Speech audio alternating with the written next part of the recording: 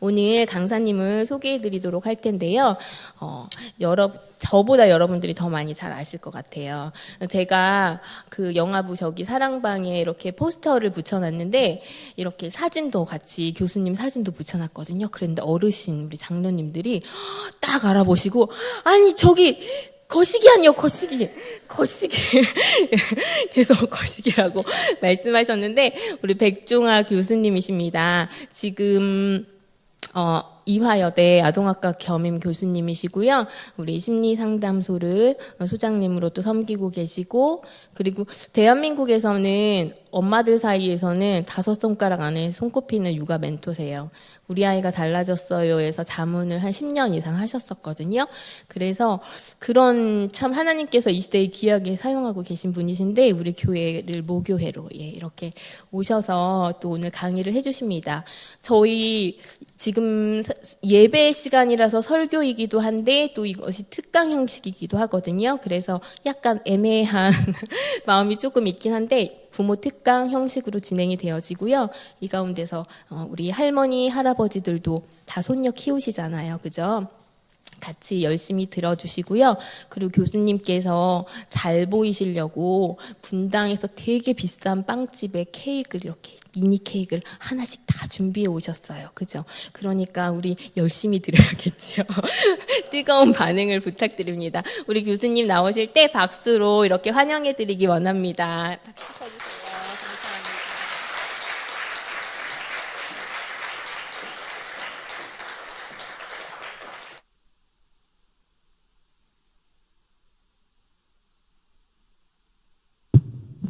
예, 안녕하세요. 네. 예, 저는 아시는 분들이 더 많아요. 우리 목사님부터 해서 장로님, 그리고 권사님, 어른들, 또 이제 저보다 또 어린 그 집사님들. 방금 전에 영화부 사회를 보신 분이 저한테 와서 인사를 하는데, 저 김 장로님 며느리예요. 그래서 신웅이 그랬더니 되게 낯설어 하더라고요. 그러니까 신웅이는 제가 요만했을 때 보고 초등학교 때까지 본 것 같거든요. 근데 그 며느님이 아이가 셋이라고 해서 저는 내가 나이를 많이 먹은 건지 아니면 신웅이가 확 커버린 건지 구분이 잘 안 되더라고요. 예, 감사합니다. 제가 사랑하는 대림교회에 와서 또 이렇게 같이 할 수 있는 시간을 마련해 주셔 진심으로 감사를 드려요. 실은 저는 그 헌신 예배인 줄 몰랐어요.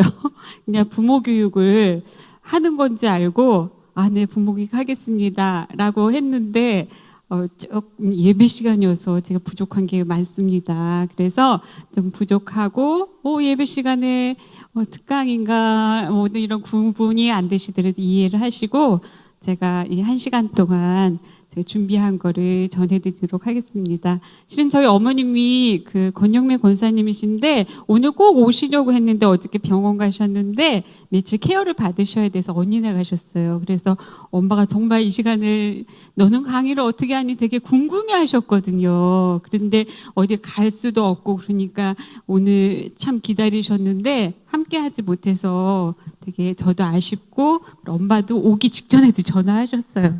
잘해라 이러면서 이렇게 전화를 해주셔가지고 응원해 주셨거든요. 제가 1시간 사용할 거예요. 그래서 너무 늦지 않게 제가 하고 제가 아는 곽상학 목사님이 또 선생님이시기도 한데 3시간 하셨다고 하는데 그분이 이야기가 많으세요.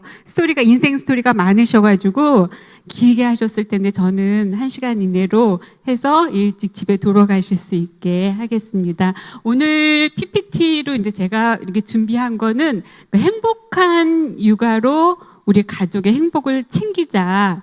그러니까 우리 인생에서 저는 이제 인생이란 말까지 하기는 좀 그렇지만 우리가 사는 그 이유나 목표 중에 하나는 행복하려고 살잖아요.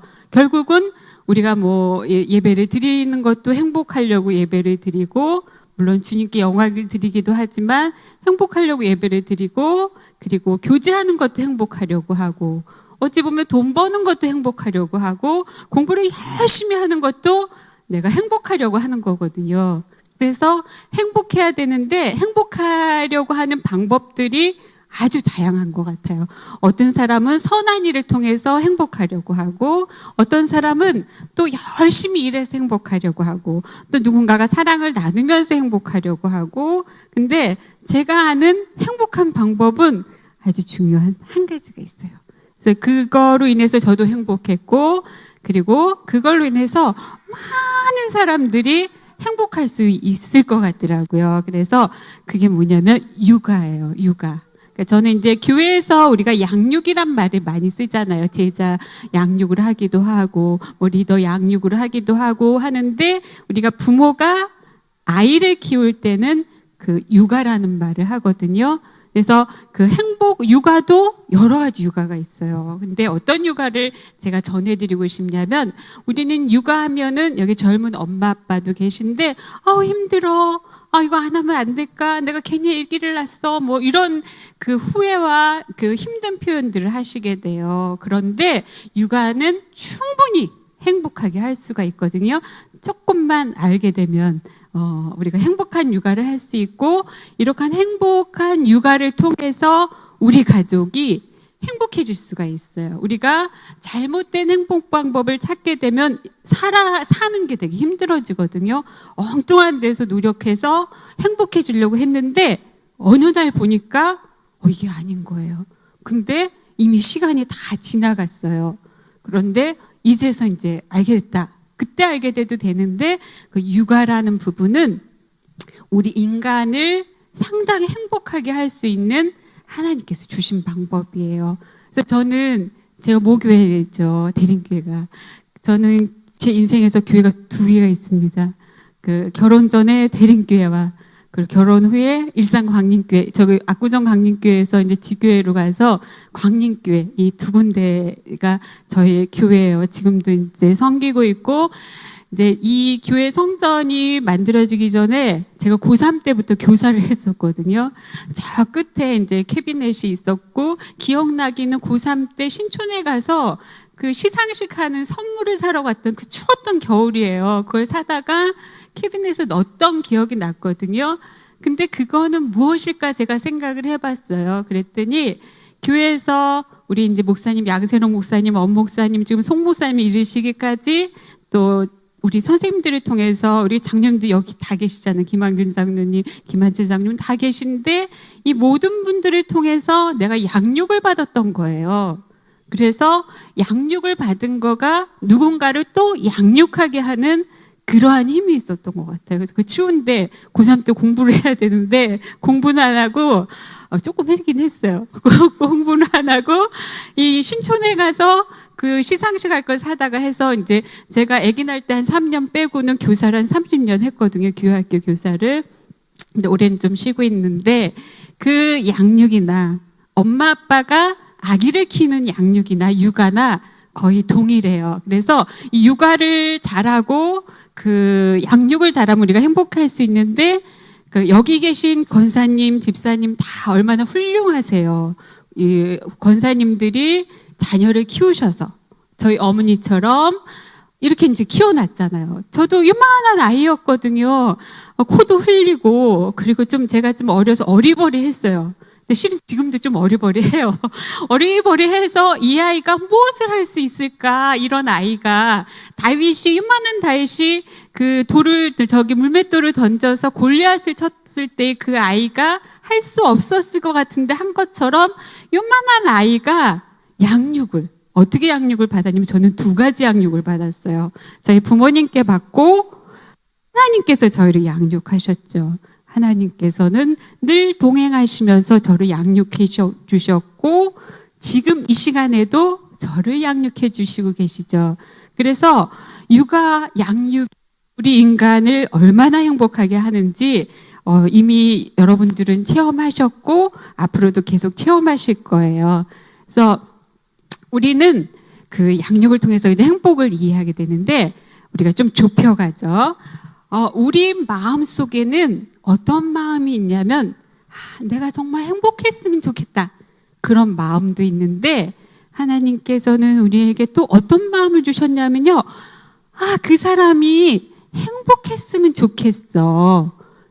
내가 행복하기를 바라는 사람은 정말 내가 사랑하는 사람이잖아요. 근데 요새는 사랑하는 사람이 점점 줄어서 그냥 내 개가 행복했으면 좋겠고, 내 강아지가 행복했으면 좋겠고, 내 고양이가 행복했으면 좋겠고, 내 자동차가 행복했으면 좋겠어. 이렇게 잘못되어 가기도 하고 있어요. 근데 우리는 사람이 행복하기를 바라야 되거든요. 근데 우리에게 하나님께서 본능을 주셔서 행복하기를 바라는 그 사람을 주셨어요. 누굴까요? 누가 행복했으면 좋겠어요? 여러분은 누가 행복했으면 이 세상에 제일 좋겠어요? 자녀죠. 아무리 여러분들이 저를 사랑한다고 해도 저보다는 한 1순위를 정하라면 저보다는 자녀일 거예요. 우리의 부모의 마음에 내 자녀가 행복했으면 좋겠다. 그 마음을 본능적으로 주셨어요.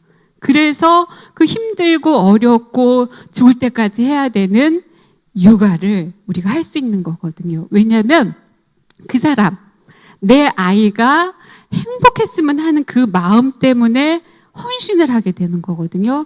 아마 우리 이제 그 목회자님들께서도 우리 성도들이 행복했으면 좋겠다. 그래서 양육을 하시는 거잖아요. 양육을 그냥 하는 게 아니라 행복했으면 좋겠는가요? 조금이라도 더 잘 살았으면 좋겠고, 행복했으면 좋겠고, 좀 더 건강했으면 좋겠고, 그러한 마음에 양육을 하는 거거든요. 그래서 우리 마음속에 누가 행복했으면 좋겠냐면 우리의 자녀인 거예요. 그래서 내 자녀가 행복했으면 좋겠다. 근데 내 자녀가 30살이 넘었으니까 괜찮아? 아니에요. 저희 엄마는 제가 나이 안 가르쳐 드릴 텐데 제 나이가 이 나이가 돼도 행복하기를 바라요. 저희 아이가 큰애가 28이에요. 그리고 작은 애가 26이에요. 저도 그 아이가 20살 되면 다 큰 줄 알았더니 아니에요. 끝이 없어요. 죽을 때까지일 것 같아. 나는 그 아이들을 위해서 열심히 기도하고 그 아이들이 저보다 행복하기를 정말 간절히 기도하게 될 것 같아요. 그래서 우리는 누가 행복하기를 바라느냐? 자녀.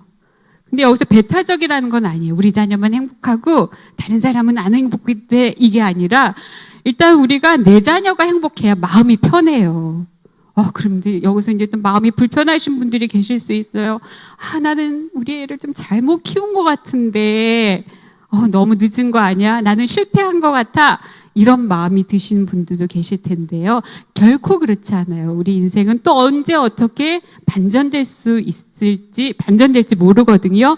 지금 이 순간에도 남은 기간 동안 내 자녀가 행복할 수 있는 그러한 기도를 할 수 있고 양육을 할 수 있는 거예요. 그래서 우리 마음속에 하나님께서는 우리를 행복하기를 원하셨는데, 그러니까 우리의 행복을 원하시는 분은 하나님이세요. 하나님은 우리가 행복하기를 원하시거든요. 근데 또 우리는 또 새끼를 쳤어요. 우리의 자녀가 행복하기를 간절히 원하죠. 그것만큼 간절한 게 없을 거예요.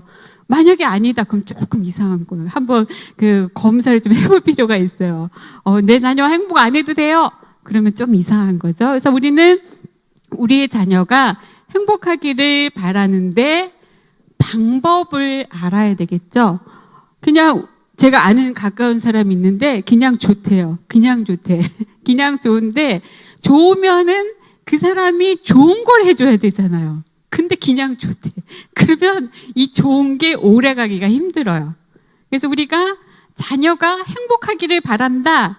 그러면 행복하게 될 수 있는 방법을 알아야 돼요. 방법. 그래서 우리가 차가 있어요. 차만 있으면 소용이 없죠. 운전을 할 줄 알아야 되잖아요.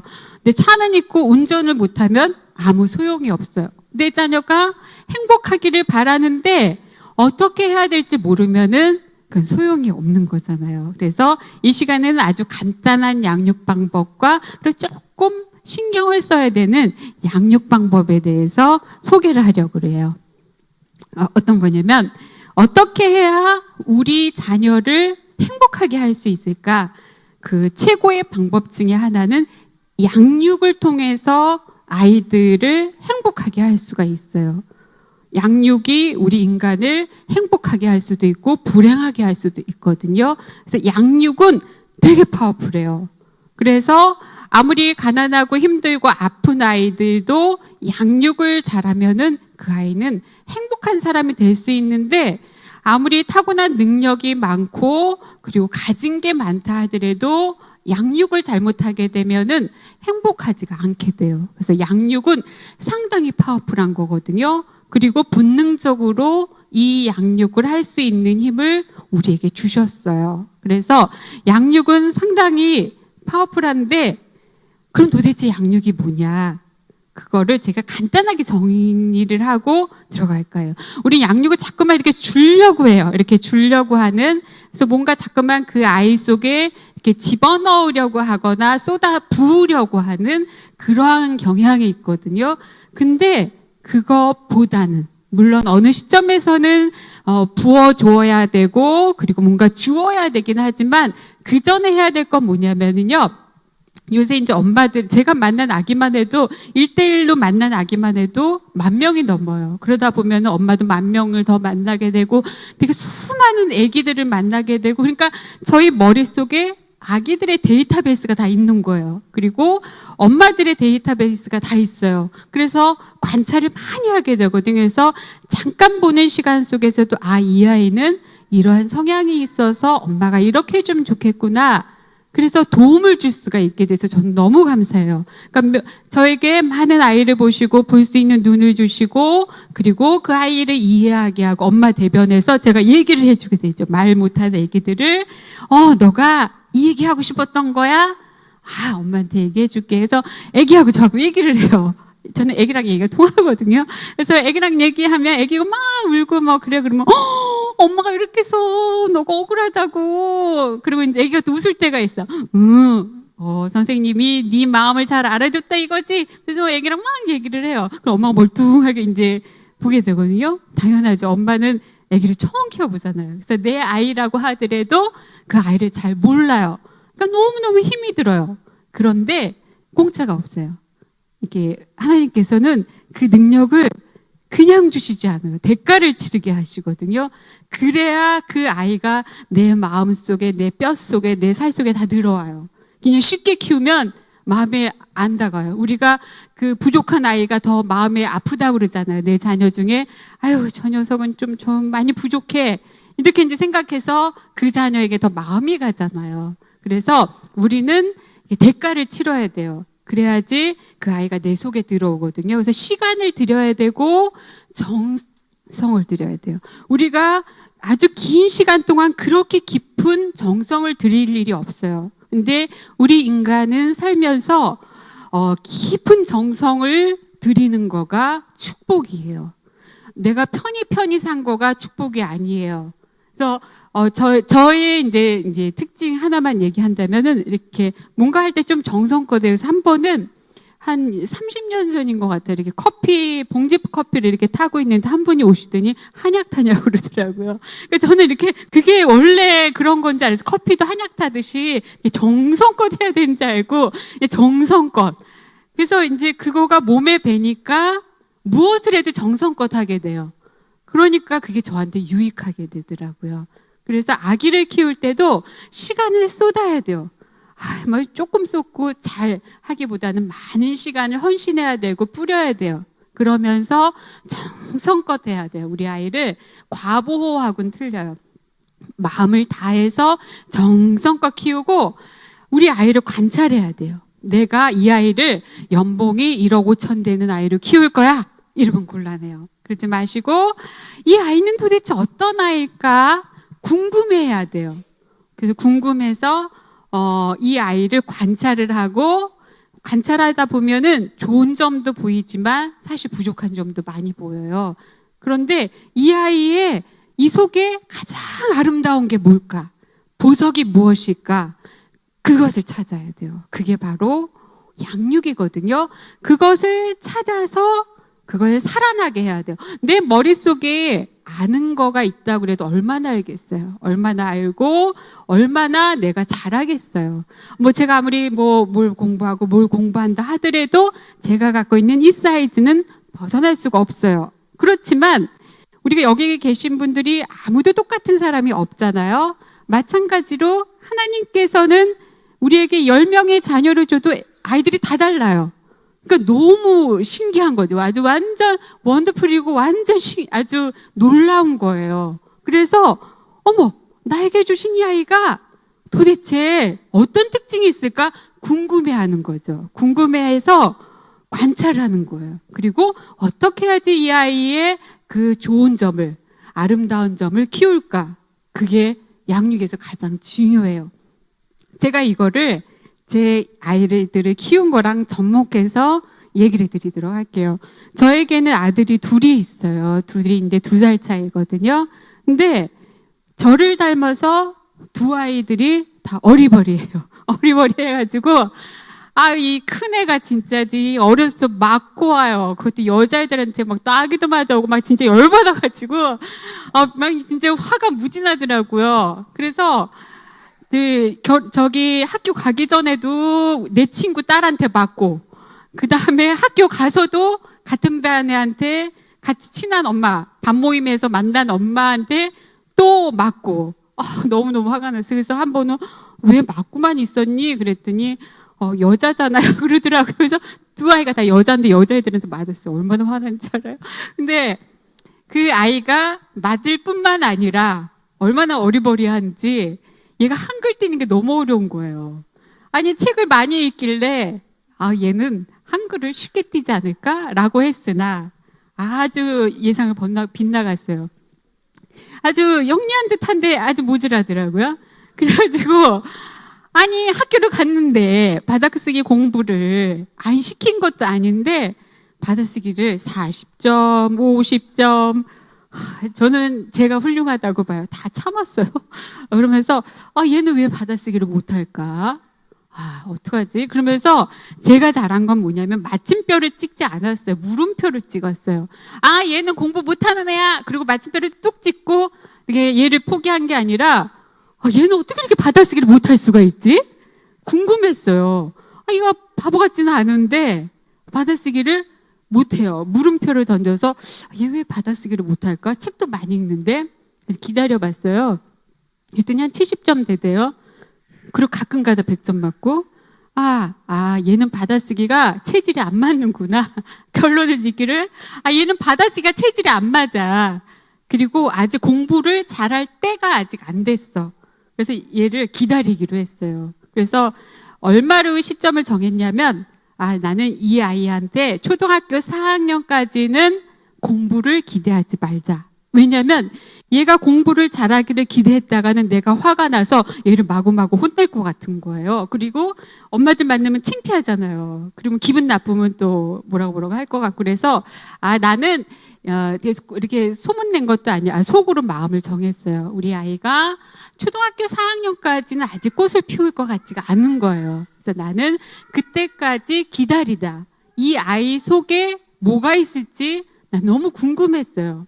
자전거도 잘 못 타요. 자전거를 타는데 이게 막 한 바퀴 가면 한 바퀴 또 이렇게 가야 되는데 자전거도 못 타는 거예요. 그래서 이 아이는 참 착하기만 하구나라고 했으나 그래서 이제 4학년까지 기다렸어요. 그동안 저는 그 아이를 이렇게 공부 못한다고 혼내지는 않았어요. 그리고 둘째가 아주 야가 보여서 둘째는 건지겠구나. 그런데 둘째가 얕기만 해요. 얕기만 해. 그리고 엄청 싸움을 잘해요. 그 아이가 왜 엄청 싸움을 잘하느냐?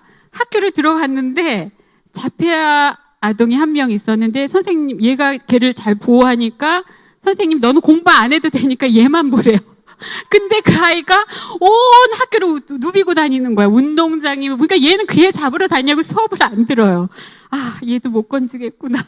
얘는 약어서 잘할 줄 알았더니 또 이렇게 해서 안 하는구나. 그래서 이제 얘도 이제 기다리기로 했죠. 근데 이제 그 중간에 뭐 여러 가지 일이 있긴 했는데 지금 그 큰 아이가 28살이 됐어요. 근데 그 아이가 어떻게 컸냐면, 그러니까 우리가 아무도 모르는 거예요. 어떻게 컸냐면 저는 조금씩 기대를 했죠. 그리고 이렇게 받쳐줬어요. 이렇게 해봐라. 이렇게 했더니 얘가 5학년 때부터 공부를 잘하더라고요. 얘가 갑자기 공부를 잘해요. 물론 얘는 읽은 책은 있어요. 책은 무지 많이 읽었거든요. 그러더니 막 90점도 맞아오고 막 95점도 맞아오고 그러더니 어머 100점도 맞아요. 6학년 때 되니까 어머 이거 100점을 맞아요. 그래서 어머 되게 재미가 붙더라고요. 그래서 어머 어디 얼마나 하나 보자. 그래서 제가 중학교 2학년이 됐는데 미션을 줬어요. 너 한번 전교 1등 한번 해볼래? 하라는 게 아니라 해볼래? 어머 그랬더니 전교 1등도 하더라고요. 이게 놀라운 거예요. 그러더니 자기가 어떻게 이렇게 해서 뭐 이렇게 해서 결론적으로 얘기를 하자면 이 자랑이 아니고 전 신기해서 그러더니 그 아이가 뭐 서울대를 가더라고요. 서울대를 가서 이제 거기서 끝난 줄 알았어. 서울대를 최우수로 졸업을 하더라고요. 그래서 저는 이제 그때부터는 이 아이를 모르기로 했어요. 내가 이 아이에 대해서 한계를 지을 수가 없고 이 아이가 어디까지 할지를 모르겠구나. 그러면서 이 아이는 이제 내 아들이 아니다. 사회의 아들이다. 이렇게 생각을 하고 이 아들이 사회에 유익한 일을 할 수 있기를 바라면서 이제 이렇게 뒷받침을 해준 거죠. 그러더니 대학원을 가더라고요. 대학원을 가더니 지금 이제 석사를 졸업하거든요. 졸업하는데 이제 유학을 가려고 이렇게 준비를 하는 과정에서 이제 그 전까지는 제가 그랬죠. 엄마가 너를 위해서 기도를 제가 이제 고3 때 걔를 위해서 막 저 무지 바쁠 때였거든요. 근데 새벽 기도를 1년 동안 280일을 했더라고요. 그래서 저도 놀랍더라고요.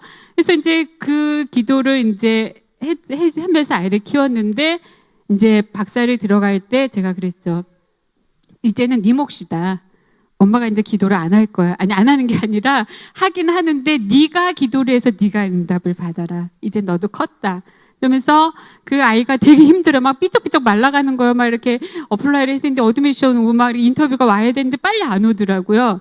그래서 그 아이가 삐쩍삐쩍 이렇게 말라가는 거를 보면서도 저는 마음이 편한 거예요. 왜냐면 나만 이 아이를 양육하는 게 아니라 하나님께서도 이 아이를 양육하고 있는데 내 몫은 요만큼이고 나머지 몫은 하나님 거거든요. 저는 그냥 이제 그만 물러가도 된다는 생각이 드니까 편해지는 거예요. 그래서 엄마들께서도 양육을 할 때 내가 다 하려고 하지 마세요. 다 하려고 하지 마시고 내 몫은 이만큼인 것 같구나.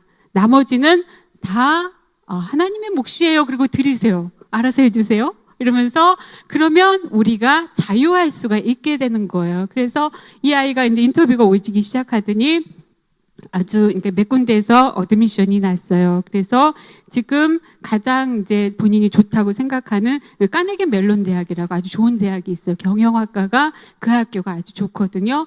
거기를 완전 풀 스칼라십으로 학비도 준대요, 생활비도 준대요. 그래서 이제 8월에 가게 되거든요.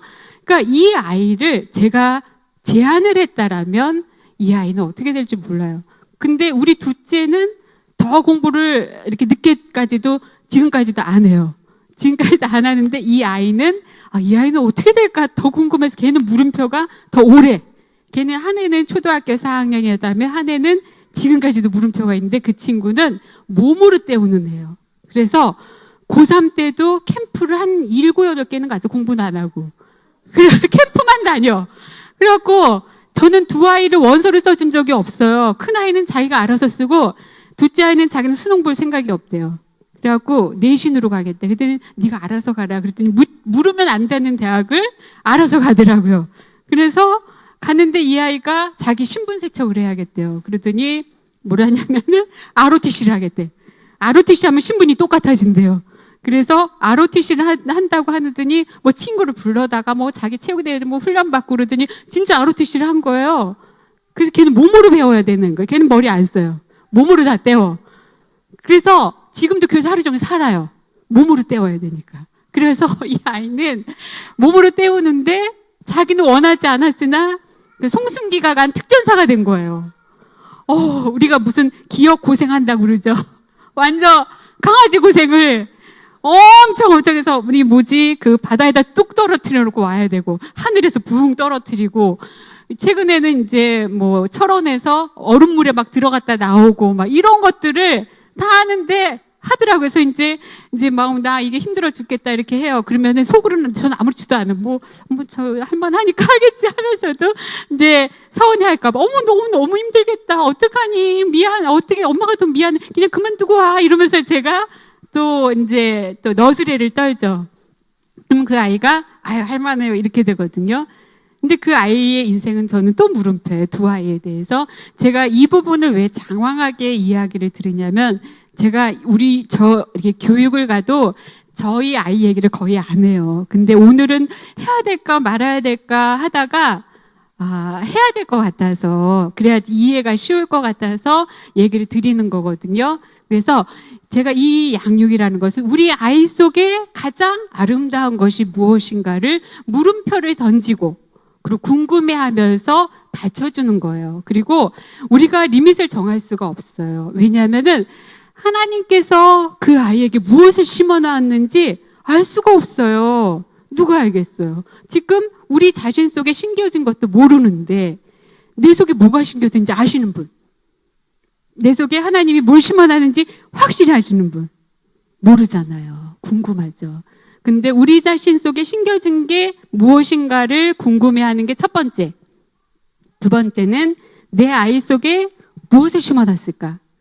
그거를 궁금해하는 게 저는 양육이라고 보고, 그걸 이렇게 찾아갈 수 있게 도와주는 게 양육이라고 보는데, 그러면은 어떻게 해야 되냐? 누구나 할 수 있는 방법을 제가 알려드릴게요. 오늘 권사님들도 계시고 그래서 이야기의 초점을 어디에 맞출까 해서 권사님들도 손자나 자녀에게 지금이라도 할 수 있는 거를 한 가지 생각을 했는데, 바로 유진 피터슨이 얘기를 많이 하고 성경 이야기를 해줘라 그래서 거기서 힌트를 얻어서 이야기를 해주시면 돼요. 근데 권사님들이 주의하실 부분은 절대로 길게 해서는 안 돼요. 5분 이내. 그리고 반복하면 안 돼요. 했던 얘기도 하고. 그게 어른들의 특징이신데, 정신을 바짝 차리시고 내 손자에게, 내 자녀에게 내 인생의 스토리. 얘야, 내가 인생을 이렇게 살았어. 얼마나 훌륭하세요. 60년, 70년, 80년을 공짜로 산 게 아니고 정말 지극정성으로 얼마나 애를 쓰시고 얼마나 많은 일들을 당하셨어요. 힘든 일들이. 저도 보니까 이게 나이가 들어가고 애를 키우다 보니까 항상 무슨 일이 나에게 올지 모르겠더라고요.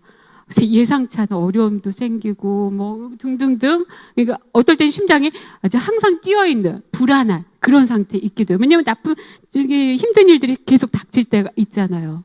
그거를 다 넘겨오신 거잖아요. 몸이 아프기도 하고 자녀가 아프기도 하고 사업이 안 되기도 하고 예상치 않은 힘든 일들도 생기고, 그거를 어떻게 견뎌요? 그거를 다 견디고 오신 거거든요. 그러니까 우리가 그러잖아요. 내 인생의 이야기를 쓰면 책이 몇 권이 나와 이렇게 다 얘기하실 수 있잖아요. 책 몇 권 쓰실 수는 지금 없으실 것 같고요. 책보다 내 스토리를 한두 개, 어른들께서는 한두 개 만드셔서 간단하게 손자도 좋고 자녀도 좋고 이야기를 해주는 거죠. 제가 왜 이 부분을 의미 있게 생각을 하냐면, 작년에 저희 아버지가 돌아가셨어요. 돌아가셨는데 아버지가 그렇게 말이 있으신 분이 아니에요. 말이 없으시고 조용히 계신 분인데, 돌아가시기 직전에 4년 전에 본인의 인생 이야기를 그냥 줄줄줄 반복해서 녹음기 틀었는데 매일 가면 똑같은 얘기 또 들어야 돼요. 계속 그 얘기를 하시는데, 우리는 내가 산 인생의 이야기를 들어줄 사람이 필요하구나. 내가 이렇게 살았어. 내가 이렇게 넘어왔어. 내 살아온 이야기를 들어줄 사람이 필요하구나. 그걸 느끼면서 저는 가면은 뭐 하기보다 아버지 얘기를 계속 들은 거죠. 했던 얘기 또 하면 또 듣고 그랬는데, 지금 그거를 미리 짧게 내 인생에서 정말 그거는 꼭 들려주고 싶은 이야기를 몇 가지 정하셔서요. 이렇게 한번 부르세요. 내가 너한테 10분 정도를 이야기할 거야. 근데 바라기는 성의껏 들어줬으면 좋겠어. 왜냐하면 성의껏 들어주지 않으면 기분이 나빠서 하다가 화를 내시게 되거든요. 그래서 내가 10분 알람을 해놓으시고, 알람 해놔라. 난 못하니까 알람을 해놓으시고 10분 동안 내 인생의 이야기를 해줄 테니까, 혹은 뭐 20분도 좋아요. 해줄 테니까 좀 성의껏 들어줘라. 그래서 내가 산 인생의 이야기를 자녀에게 혹은 손자에게, 안 듣는 것 같죠? 다 남아요. 저도 다 기억이 나거든요. 그래서 그 이야기를 전해주시는 거예요. 그리고 젊은 엄마들은 특히 영유아기 때 아이들은 듣는 능력이 되게 좋거든요. 그래서 언어가 발달하는 거예요. 그러니까 아이가 엄마 아빠 주변의 이야기를 다 들어서 조합해서 말을 하는 거거든요.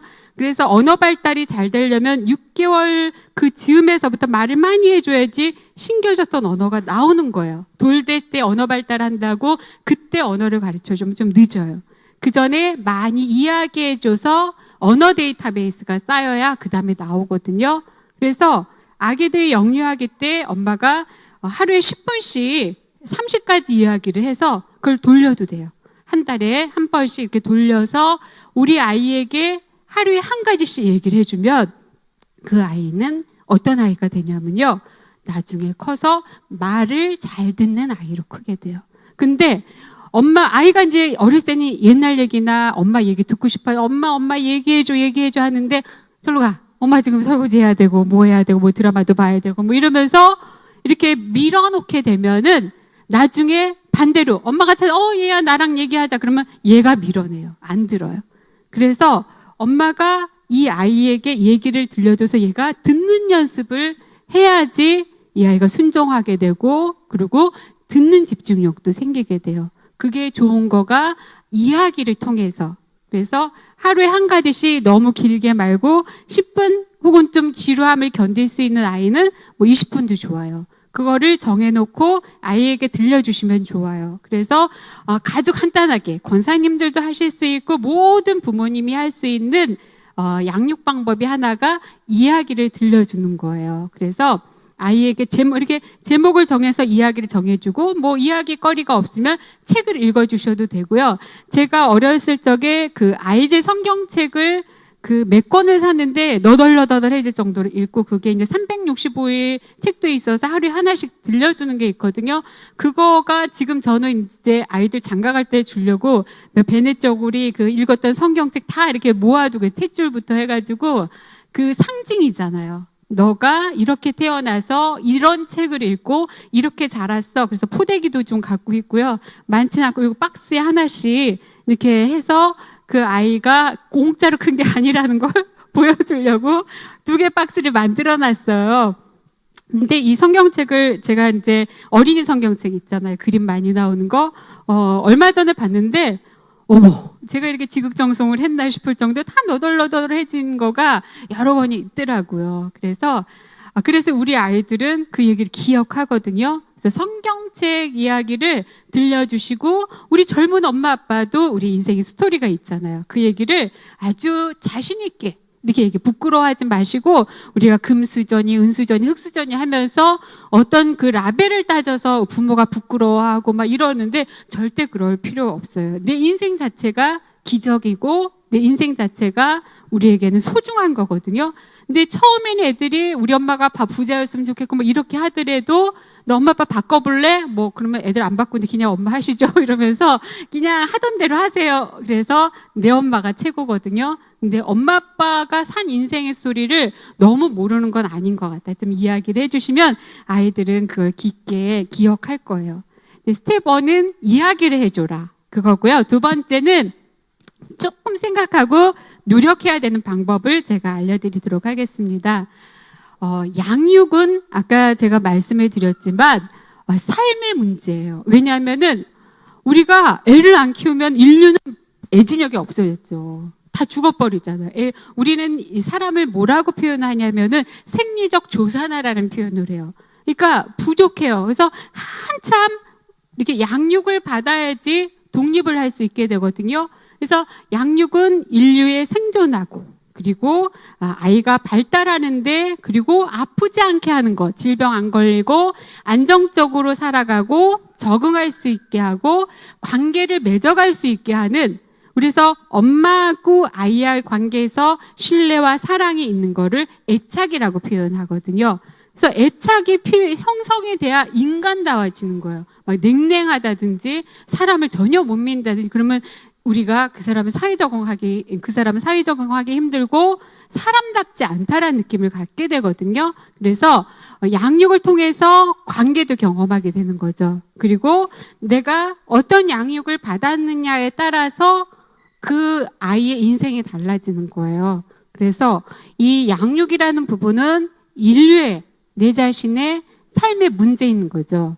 근데 양육은 내가 해주는데 이렇게 그 아이 양육을 받는 아기만 의미가 있는 게 아니라 양육을 해주는 나에게도 상당히 의미가 있어요. 어떻게 의미가 있냐면은 제가 어느 날 보니까 이 몸이 많이 훈련이 되어 있더라고요. 그리고 생각도 많이 훈련이 되어 있고 마음도 많이 훈련이 되어 있는데 이게 어디서 나올까 했더니 양육에서 해준 거예요. 그러니까 맨 처음에 아이가 한 3kg 정도로 태어나거든요.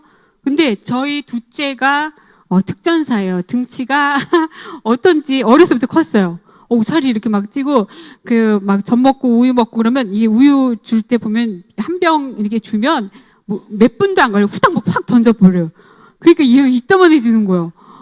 그 아이를, 맨 처음에 3kg도 무겁던 아이가 뭐 10kg 되고 20kg 되는데, 한 아이는 그래도 괜찮아요. 1990년대에는 개인들이 차가 그렇게 많지 않았어요. 근데 저 두 아이를 데리고 버스를 타요. 버스를 타면 문제가 뭐냐면 두 아이가 자는 거가 문제고. 그리고 버스가 친절하지 않아요. 뭐 애 내리니까 좀 서주세요. 안 서줘요. 막 쓰러질 것 같이 막 이렇게 급하게 떠나가잖아요. 애 둘이 자는 거야. 막 흔들어 깨워도 안 일어나요. 진우야! 일어나도, 이러면서 이제 어리버리 하자고 그랬잖아요. 깨워도 어리버리 해. 그래서 자도 어리버리 하고. 아무리 얘가 깨워도 안 일어나. 막 어디, 얘 깨워도 안 되고. 그러니까 한 애는 걷지 못하고, 얘는 막 깨워야 돼도 안 일어나는 거야. 그러면 한 애는 업어야 되죠. 한 애는 반짝 안아야 되죠.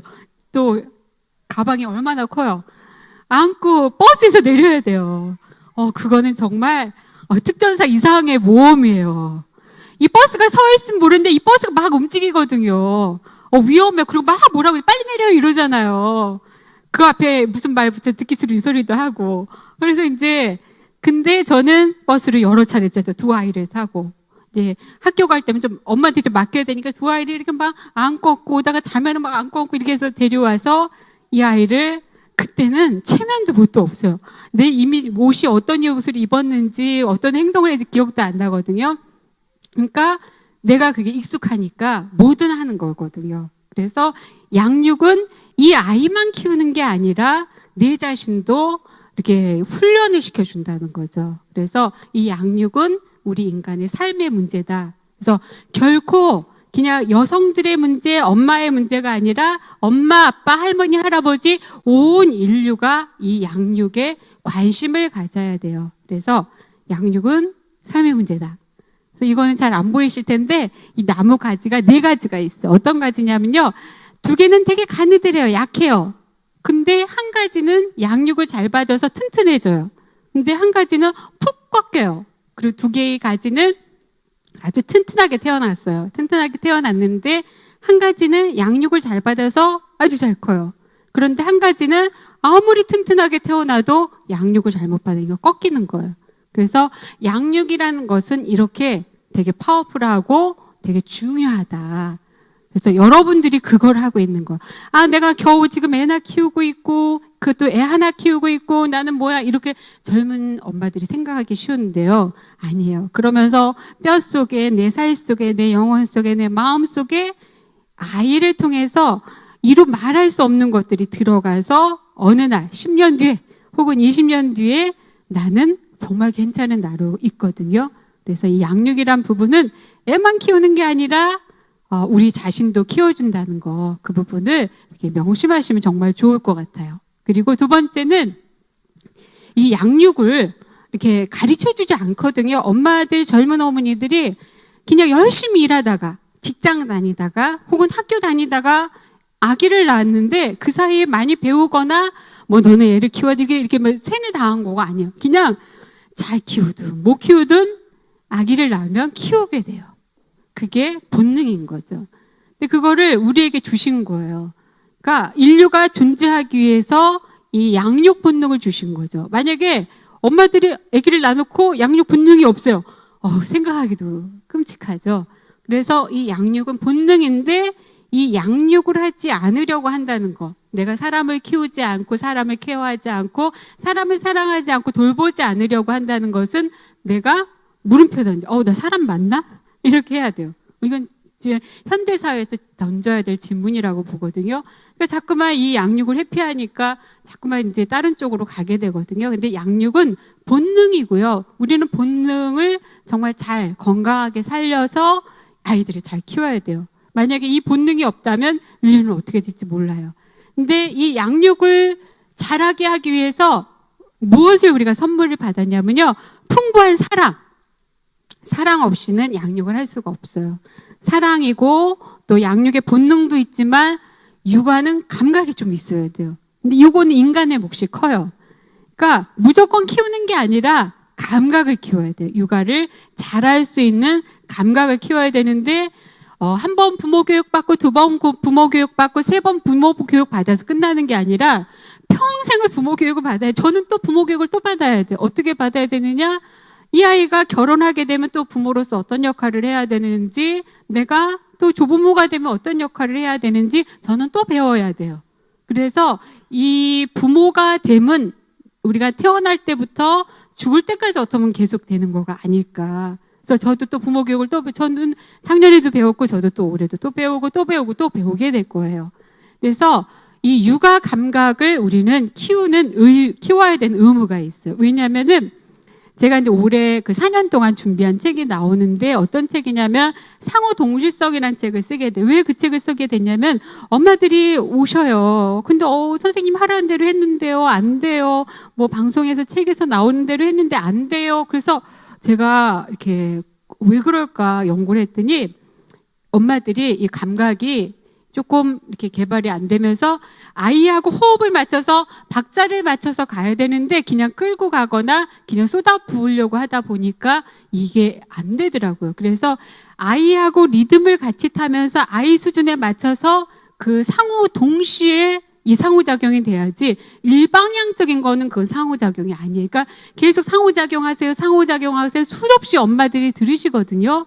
근데 이게 동시에 상호작용이 돼야지 일방적으로 나는 얘하고 상호작용을 할 거야 라고 해서 되는 게 아니거든요.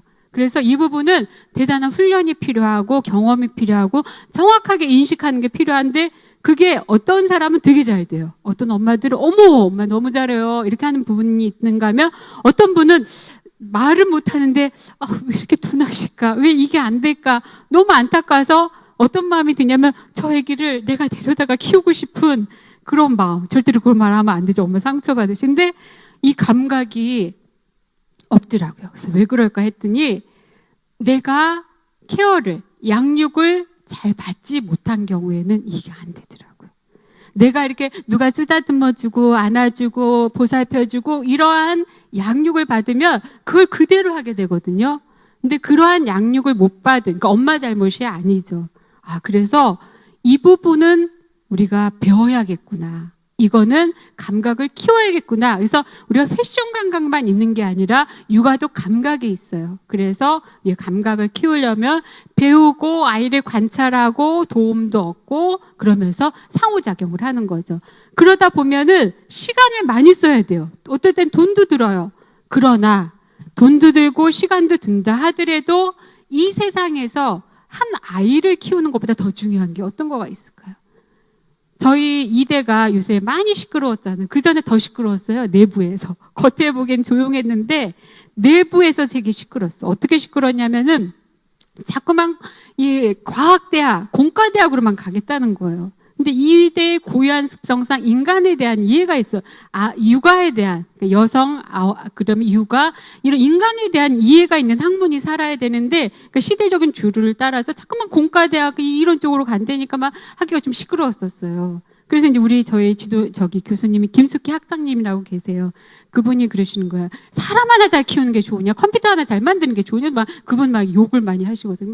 막 싸우고 난리가 나도 먹히지는 않았어요. 그래서 결국은 인간에 관련된 과가 많이 축소가 되고 양육에 관련된 과가 축소가 되고 이렇게 하면서 어떻게 보면 지금까지 이르런 것 같은데 정말 컴퓨터 하나 잘 만드는 거가 중요하느냐, 인간을 한 명을 잘 키우는 게 중요하냐, 이건 답이 이미 주어졌죠. 예를 들어서 한 사람이 잘못 크면 이 세상에 미치는 영향이 너무 커요. 너무너무 나쁜 일이 벌어질 수가 있는데 한 사람을 잘 키우면 그 사람이 이 사회에 주는 영향력은 상당해요. 그러나 컴퓨터 하나 잘못 만들어도 큰 문제가 없어요. 그냥 우리는 컴퓨터 없었던 때도 살았거든요. 스마트폰 못 만들어도 돼요. 스마트폰 없어도 살았어요. 그러나 사람이 잘못 크면 문제가 커져요. 그래서 우리는 아이를 잘 키워야 돼요. 잘. 근데 감각이 있어야 되더라고요. 그래서 감각은 키워야 돼요. 그래서 교회학교에서, 유아 유치부에서 그런 교육을 많이 하시면 좋겠고요. 그리고 그렇다면 어떻게 감각을 키우느냐. 제가 간단한 방법을 알려드리면 우선 있는 거에서 시작을 해야 돼요. 나는 이럴 때 애 키우는 게 너무 행복해. 그러면 그게 바로 내 감각이에요. 나는 애한테 맛있는 음식을 해주면 너무 행복해. 그러면 음식을 지극정성으로 만들어서 음식을 통해서 아이를 양육을 하면 돼요. 근데 나는 아주 패션 감각이 있어. 우리 아이를 예쁘게 옷을 입혀서, 돈을 너무 많이 쓰지 마세요. 나중에 쓸 일 많거든요. 그러니까 비싸지 않은데 이 아이를 예쁘게 할 수 있으면 그걸 통해서 양육을 하게 되고, 내가 이 아이에게 이야기를 잘해주면, 노래를 잘해주면 그 노래로. 그러니까 저희 아이들은 교회에서 그냥 흙바닥에서 하루 종일 있었었거든요. 그러니까 음악 듣죠, 뭐 율동 보죠, 그리고 식당 가서 밥 먹죠, 뭐 이러니까 걔네들은 융합형이에요. 그래 조금씩 다 잘해요. 그러니까 아이들을 이렇게 교회에서 좀 있게 해도 괜찮아요. 좀 이렇게 더러운 거 땅바닥에 있어도 한나절 정도 있게 하세요. 그러면 그 아이가 봐요. 저 어른은 어떻게 저 권사님처럼 하면 안 되겠다, 속으로. 저 권사님처럼 해야겠다. 그래서 어른들도 잘하셔야 돼요. 왜냐하면 애들이 다 보고 있어요. 애들이 다 기억해요. 나 저 권사님처럼 하면 안 돼. 이러면 안 되잖아요. 그러니까 어른들도 잘하셔야 돼요. 아이들이 보면서 다 배우고, 이제는 형제도 적고 친척도 만나기 힘드니까 이 공동체 안에서 어른도 만나고 형제 자매도 만들고, 이 공동체가 되게 중요하거든요. 그래서 저희 둘째는 현장형이라고 해서 몸으로 때운다 그랬죠. 걔는 집보다 교회가 더 좋아요. 그리고 부모보다 목사님을 더 좋아해요. 그래서 아르티에서 월급을 탔을 적에 선물을 저희를 해준 게 아니라 목사님을 해줘요. 때만 되면 뭐 사가지고 가요. 나는 받은 적이 별로 없어요. 그래서 제가 이제 저희 목사님께 얘 반쪽은 목사님 거고 반쪽은 저희 겁니다. 그냥 잘 키워주세요. 이렇게 했거든요. 근데 그게 되게 좋아요. 그리고 저희 큰애하고 작은애는 이제 교회가 이 압구정 강림교회 있고 저 일산 강림교회가 있는데, 저희 큰애하고 작은애가 일전에도 강림교회 김정성 목사님 가서 인사를 해줘. 인사를 하면은 아이고 너희들 왔어? 이러면서 용돈을 주세요. 그래서 제가 자주 가라고 그랬어요. 그랬더니 우리 큰애가 엄마 자주 가면 용돈 안 줄 것 같아. 그러면은 네가 텀을 잘 정해서 용돈 받을 만한 때 가라. 네가 돈 벌기 전에. 근데 어떤 일이 있었냐면요. 저희 아이가 군대를 양구로 갔어요. 큰아이가. 그러니까 저는 국회의원 나가도 돼요. 두 아이를 그 병역의 의무를 아주 충실하게 했거든요. 그래서 애들이 자꾸 국회의원 나가래요. 그래서 나는 그랬죠. 나 국회의원 될 수 있는데 안 할 거야. 나는 조용히 살고 싶어. 하여튼 이렇게 농담을 이렇게 나누는데, 양구로 갔는데 제가 보니까 거기서 맞기도 했어요, 저희 아이가. 그래서 휴가 갔다가 오는 보면 애가 되게 밝은 애인데 인상이 걱정이 될 정도, 심장이 쿵쿵할 정도로 너무 힘든 표정을 하고 가는 거예요. 버스터미널에 태우면 얘가 뒤에 의자를 기대면서 인생을 다 산 것처럼 가는데 마음이 떨리더라고요. 누가 괴롭힌다고 하죠. 근데 이르지 말라고 그러죠. 맞는다고 하지 막 이러니까 그 꼭대기에 아무것도 없어요. 그 양구에 막 아무것도 없는데 거기 가서 얘가 심리적인 거, 신체적인 아마 트라우마를 비슷한 거를 경험한 것 같아요. 근데 거기에 이제 어떤 일이 벌어졌냐면은 광림교회에서 군부대 위문을 가요. 여기 압구정에 있는 그 교회에서. 그래서 위문을 갔는데 우리 목사님이 저희 아이 있는 데를 일부러 가신 거예요. 양구 부대를 간 거예요. 그래서 이제 그 위문을 간 거죠. 갔는데 갑자기 이제 방송이 나온 거예요. 방송이 나와가지고 김진우 상병이가 뭔지 몰라요. 찾는다는 방송이 확 나온 거예요. 그러니까 깜짝 놀란 거죠. 무슨 일이 생겼나? 그래가지고 이제 나와 보니까 목사님이 얘를 부른 거예요. 너 엄마랑 통화하고 싶지? 통화하게 하고 용돈 찔러주고. 얘는 그거를 기억을 잊을 수가 없는 거예요. 그게 어디서 생겼느냐? 아빠도 못하고 엄마도 못한 일을 교회라는 공동체에서, 이 아이는 그래서 교회의 공동체를 아는 거죠. 얼마나 소중하고 얼마나 가족 같고 얼마나 부모 같은지. 그래서 아이들을 키울 때 이 감각과 더불어서 내가 잘하는 거를 이 교회를 통해서 다양하게 경험할 수 있게 해주는 게 필요하고 해서 감각을 여기서 키우게 하는 거. 그러니까 여러 사람을 보면서 사회성이 키워져요. 집안에서만 키우면 그거밖에 모르거든요. 그래서 저는 이제 상담을 하다가 아이 사회성을 키울 데가 없다 그러면은 이제 교회 보내세요 그래요. 그래서 간 애들도 많거든요. 요새는 보낼 데가 없어요. 학원밖에 없고 이웃 간의 왕래도 없고 그래서 사회성 키우기는 방법으로 교회를 보내요. 근데 반응은 괜찮은 것 같아요. 그래서 감각을 키우고 그런 거 코드를 키우는데 어떤 또 코드를 키우냐면 그 우리 집에 맞는 문화를 만드는 거예요. 우리 아이는 하이파이브 하는 걸 좋아한다. 그러면 하이파이브 하면서 아이랑 즐거워하고 우리는 요리를 만드는 걸 좋아한다. 그럼 요리를 만들면서 우리 문화를 만들어가고 그 우리 집은 또 이렇게 웃는 걸 좋아한다. 그래서 뭐 스마일 라인을 만드는 거 요새 많이 유행했었잖아요. 요 라인에 들어오면 웃기. 그 다음에 이제 동그란 거 만들어서 허그존. 엄마 나 안아줘 하고 싶을 때는 여기 들어와 있어. 내가 갈게. 그래서 안아주고 웃고 그리고 나누고 같이 하는 그러한 이렇게 코드를 이렇게 만들어가는 게 필요해요. 그러니까 가정의 문화를 만드시라는 거죠. 그래서 그걸 통해서 육아를 실행하는 거예요. 그래서 가정의 문화를 만드시고 또 하나는 아까 얘기 드린 것처럼 우리가 훈련을 받아야 돼요. 그래서 훈련 받지 않고는 키울 수가 없는데 언제까지 하냐? 죽을 때까지. 저도 훈련을 받거든요. 그리고 육아를 잘하고자 할 때는 100점을 목표로 하지 마세요. 저도 일도 해야 되고 아이도 키워야 되고 여러 가지 해야 되니까 제가 육아 점수를 어떻게 목표를 설정했냐면 나는 100점을 못 맞아. 85점으로 설정했어요. 나는 아기를 85점만 키울 정도로 할 거야. 너무 잘하려고 하면은 이 아이가 내 볼모가 되겠더라고요. 내가 애를 잘 키우는 사람이 되기 위해서 애를 잡을 것 같더라고요. 어떤 일이 벌어졌냐면 중고등부 교사를 하는데 이 중고등부에 네 식구가 다 모인 적이 있어요. 한 애는 중학교 1학년, 한 애는 중학교 2학년, 엄마 아빠가 교사. 너무 괴로워요. 애가 너무 창피하게 말을 안 듣는 거야. 그래서 뭐 이렇게 딴 데 보고 있으면 가서 머리를 이렇게 돌려갖고 이렇게 놓고 싶어. 창피하잖아요. 근데 제가 속으로 했죠. 저 아이는 내 소유가 아니다. 저 아이가 욕을 얻어먹는 건 그냥 내가 받아야 되는 거다. 저 아이는 저 아이고 욕을 얻어먹는 건 저 아이의 엄마로서 욕을 얻어먹어야 된다. 그래갖고 이 목을 안 돌려놨어요. 목을 이렇게 돌려놓고 싶더라고요. 근데 이제 그래서 한 4년을 중고등 붙어 있으니까 이 4명에서 지지고 볶는데 빨리 나오고 싶더라고요. 근데 잘 넘어갔거든요. 그래서 아이를 내 소유라고 생각하지 말고 그 아이를 존중해주고. 근데 존중한다고 버릇없게 하면 안 돼요. 그래서 하여튼 나머지는 여러분들이 해석을 하시고요.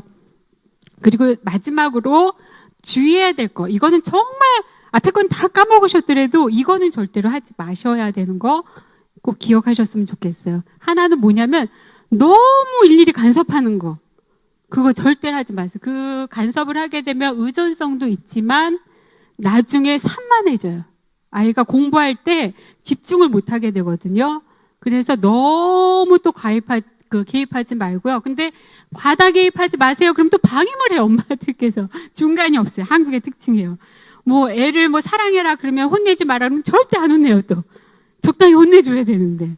그래서 너무 과다 개입해도 안 되지만 너무 방임해도 안 돼요. 그게 어려운 거예요. 그게 육아 감각이거든요. 어쩌라고요? 이렇게 되는데 그건 키우면서 키우게 되고 배워야 되고 훈련해야 되는 거예요. 그래서 과다 개입하지 마시고 과소 개입하지 마시고 그 다음에 중요한 게 뭐냐면 엄마의 정서 상태예요.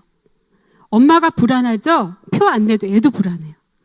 저 선생님 애한테 불안한 거 표현 안 했는데요. 그래도 애는 전달이 돼요. 그래서 불안한 거, 그럼 불안한 거 어떻게 해요? 그럴 때는 본인의 마음을 다스리는 방법과 여러분들 방법이 있잖아요. 기도하거나 혹은 말씀을 읽거나 찬양을 하거나 그럼 100% 해소되는 것 같지는 않긴 해요. 제가 봤을 적에. 근데 그래도 많이 평안해진 알파파가 생기게 되거든요. 그리고 옥시토신이라는 우리 안정감, 안정 호르몬도 생기고 그러니까, 그리고 필요할 경우에 내 옆에 있는 유치부 교사분들이시다 그러면은 동성끼리 하세요. 나 좀 안아줘요 해서 좀 안아달라고 하세요. 그러면 훨씬 편안해지고 불안이 줄게 되거든요. 그래서 이 불안을 좀 조절하는 연습을 해야 돼요. 그리고 너무 긴장하지 마시고, 그리고 분노를 안 낼 수는 없어요. 우리의 감정은 희노애락 감정이 균형적으로 있어야 되거든요. 우리 의자에 다리가 4개 있는 것처럼 무조건 좋을 수도 없고요. 또 너무 화만 내서도 안 되고, 적당하게 화도 낼 줄 알고, 적당하게 기뻐할 줄도 알고, 적당하게 슬퍼할 줄도 알아야 돼요. 그래서 화를 내기는 내지만 마음의 상처가 내 몸이 상할 정도로 하지 말고, 타인에게 상할 정도로 하지 말아야 되는데 생각처럼 안 되죠. 그럴 경우에는 이미지를 그리세요. 내가 화가 이만해요. 막 지구만 해. 그럴 경우에 화를 4등분을 하세요. 4등분. 이미지로. 화가 너무 커. 오늘 4등분. 그래서 나는 지금 4분의 1만 화를 낼 거야. 그게 안 될 것 같죠? 돼요. 저는 저 스스로를 그걸 2년을 트레이닝을 했어요. 이미지 트레이닝. 화가 너무 나요. 그러면 이제 2가지 한 거예요. 화를 내면 내가 이익인가 손해인가. 애한테도 막 화를 내다 하다가 그럼 내가 손해지. 이거 지치다거리 하려면 얼마나 애한테 화내고 나면 그 후속으로 내가 얼마나 해야 되는 게 많아요. 그래서 화를 확 내려고 하다가 내기도 했어요. 확 내려고 하다가 남는 장사 하자. 화내면 내가 손해를 보니까 그냥 적당히 화를 내자. 그거를 2년 동안 스스로를 막 훈련을 했어요. 이게 남는 장사인가? 남는 장사 하자. 근데 화를 한꺼번에 냈냐? 아니, 조금씩 내자. 이거를 계속해서 이미지 트레이닝을 했거든요. 그래서 여러분들도 그걸 하면 좋고, 애를 막 화를 내고 했다가 화를 내면 나한테 득이 되나 얘가 득이 되나 남는 거 없거든요. 그래서 그 부분 조절하시고, 적대감은 갖지만 남 미워하지 마세요.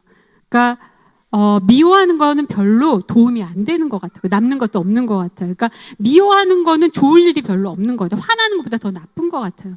그래서 미워하지 마시고요.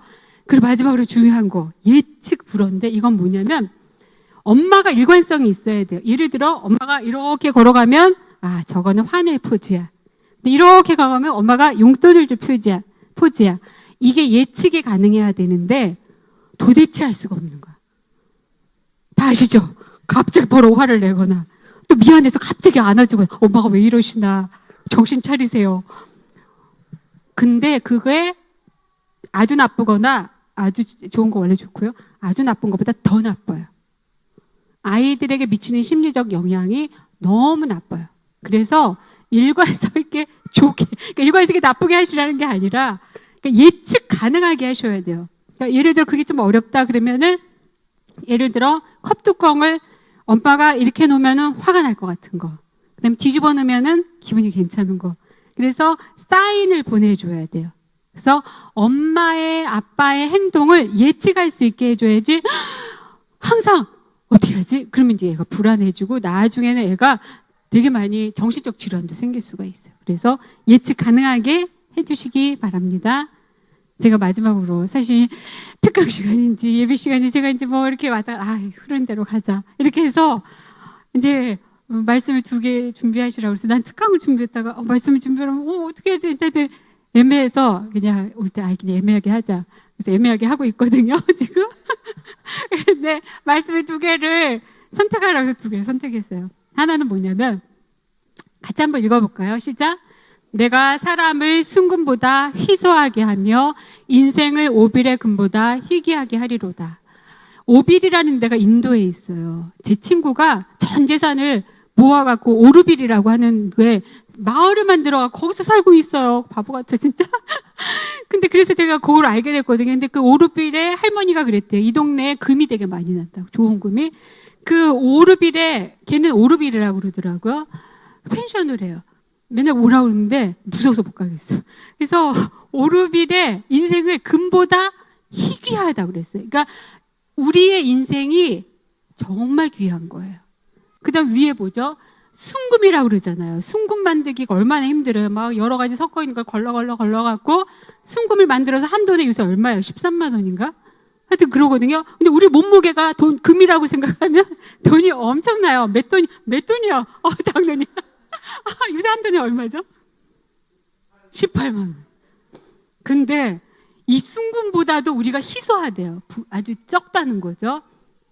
우리 인생이, 우리 사람이 정말 귀하고 정말 소중하다는 거죠. 그래서 나만 그러느냐? 내 자녀도 소중한 거죠. 그래서 내 자녀를 이렇게 과보가 아니라 소중히 여겨주시면 되고요. 제가 오늘 얘기한 거는 제가 한 거 잘한 것만 주로 얘기한 거예요. 잘못한 것도 많거든요. 근데 짧은 시간에 해야 되니까 잘한 것만 한 거니까, 저 선생님 애는 원래 육아 전문가고 또 잘하니까 아니게 저도 잘못한 거 많아요. 몇 번 비밀인데요. 몇 번 두 아이가 불장난해서 때리기도 했어요. 불장난하죠. 성녀, 라이터 갖고 다니면서 초등학교 2학년 둘이 붙어가지고 친구들이랑 해서, 그때는 진짜 무서워가지고 혼냈습니다. 잘못한 거 많아요. 그러니까 여러분들도 잘한 것만 있을 수는 없어요. 잘못한 거가 있는데, 잘못한 나를 용서하는 거가 되게 중요하고, 내가 나를 용서하면 애도 용서가 돼요. 애를 용서해야 될 때가 되게 많아요. 그쵸? 애들 잘못 많이 하잖아요. 애를 용서해야 될 때가 많아요. 근데 이 육아를 혼자 하려면 얼마나 힘들겠어요. 그런데 같이 해주시다는 분이 계셔요. 위에 계셔요. 그래서 이 말씀을 주세요. 하나님과 함께하는 육아인데 무엇이든지 너희가 땅에서 매면 하늘에서도 매일 것이다. 애를 내가 지극정성으로 키우면 하늘에서도 지극정성으로 키워주세요. 근데 내가 방임하면 하나님도 방임하실지도 몰라요. 그건 나는 잘 모르지만, 내가 방임했을 때 하나님은 키울지는 잘 모르지만, 내가 지극정성으로 했을 적에 그거를 나 몰라라 하지는 않으실 것 같아요. 그래서 내가 땅에서 내게 주신 부모의 소명을 최선을 다해서 지극정성으로 열심히 하면 하나님께서도 같이 열심히 해주실 거라는 거가 제 생각이에요. 틀렸을지 맞았을지 모르지만 성경에서. 그래서 저는 육아나 역사는 하나님과 인간이 같이 쓰는 역사고, 육아도 하나님과 우리가 같이 하는 육아라는 생각이 들어요. 근데 땅에서 풀면 또 하늘에서 풀겠대요. 이거는 풀고 매는 거는 정말 시작과 끝이잖아요. 그래서 이 말씀을 의지해서 나 혼자 하는 게 아니라 내 옆에서 같이 해주시네, 그렇게 해서 용기를 얻으시기 바랍니다. 정말 다 끝났어요. 그래서 아이를 너무 예쁘잖아요. 너무 예쁘죠. 우리가 이 아이를 정말 사랑하고, 그리고 예뻐하고, 그리고 잘 양육하면은 우리 인생의 반 이상은 성공한 게 아닐까. 그리고 그 육아를 나 혼자 하는 게 아니라 같이 하고 계시고요. 그리고 나도 주변의 양육을 받기도 하지만 하나님께서 지금도 여전히 나를 양육해 주시죠. 그쵸? 그래서 하나님이 우리를 양육해 주고, 우리는 자녀를 양육하고, 두루두루 좋은 거죠. 그래서 이왕이면 두루두루 좋고, 그냥 서로 좋고, 그래서 우리가 육아를 통해서 행복하면 좋겠다. 그래서 오늘의 이야기는 제가 딱 시간 맞춰서 끝내려 하는데, 육아를 하는데 행복한 육아를 하셔서 우리 가족이 행복을 챙길 수 있었으면 좋겠어요. 감사하고요. 제가 혹시 잘못 얘기한 거나 잘난 체한 거 아니야, 그런 거 같은 거는 다 잊어버리시고 필요한 것만 가져가시면 되겠습니다. 감사합니다.